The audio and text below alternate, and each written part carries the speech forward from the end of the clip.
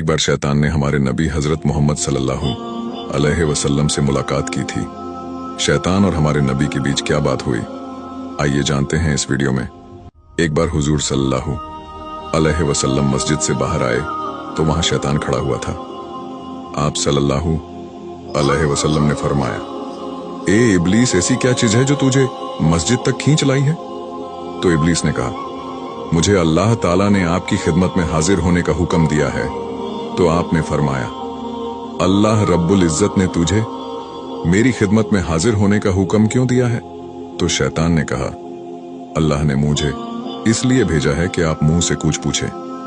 तो आपने उससे कुछ सवाल पूछे और सबसे पहले आपने शैतान से पूछा, ए इब्लीस, तू मेरी उम्मत को नमाज पढ़ने से क्यों रोकता है? शैतान ने कहा, जिस वक्त आपका कोई उम्मती नमाज के लिए घर से निकलता है तो मुझे एक बीमारी घेर लेती है। फिर जब तक वो वापस नहीं आता मैं उसी बीमारी में मुब्तला रहता हूं। फिर आपने उससे पूछा, तू उन्हें इल्म और दुआ से क्यों रोकता है? तो शैतान ने कहा, उनकी दुआ से मैं अंधा और बहरा हो जाता हूं। मुझे उस वक्त शिफा हासिल होती है जिस वक्त वह फिरागत पाता है। फिर आपने शैतान से पूछा, तो उन्हें कुरान पढ़ने से क्यों रोकता है? तो शैतान ने कहा, जब वह कुरान पढ़ते हैं तो मैं आग में पड़ा रहता हूं। फिर आपने उस बदबख्त से पूछा, तो उन्हें जिहाद से क्यों रोकता है? तो शैतान ने कहा, जिस वक्त वह जिहाद के लिए निकलते हैं या जिहाद का इरादा करते हैं तो उस वक्त मेरे पैरों में जंजीर डाल दी जाती है जब तक वो वापस ना लौटे।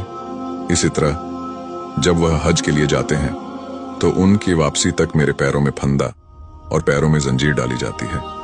और जब वो सदक़े का इरादा करता है तो मेरे सर पर कुल्हाड़ी चलती है जो मुझे ऐसे काटती है जैसे लकड़ियों को काटा जाता है।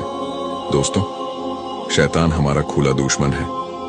ये बात कुरान में भी अल्लाह पाक ने बताई है। शैतान ये सोचता है कि जिस तरह आदम अलैहिस्सलाम की वजह से वो जन्नत से निकाला गया था, उसी तरह आदम अलैहिस्सलाम की औलादें यानी हम भी जन्नत में दाखिल ना हो सकें और जहन्नुम में चले जाएं। इसलिए वो दिन रात कोशिश में लगा रहता है कि हमें राहें कक से भटका दे।